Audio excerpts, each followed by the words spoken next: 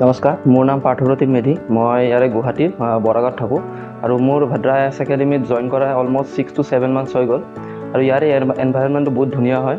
Plus আমাৰ যিবিলাক মানে ছাবজেক্টৰ টিচাৰবিলাক হয় বহুত ফ্ৰেণ্ডলি হয়। প্লাছ আপুনি মানে যেতিয়াই তেতিয়া মানে মেছেজ কৰি কিনে বা হোৱাটছএপত টেক্সট কৰি বা কল কৰি কিনে ধুনীয়াকৈ মানে সুধিব পাৰে।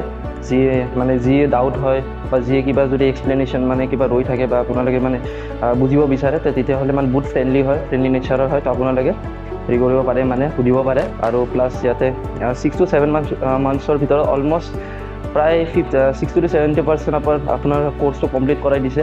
প্লাছ বহুত ধুনীয়া নোটছ দিয়ে।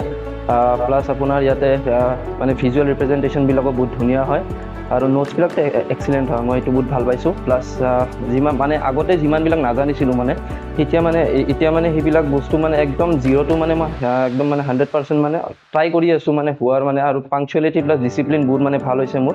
সেইটোৱে মানে মই ক'ব বিচাৰোঁ। বাকী ধন্যবাদ।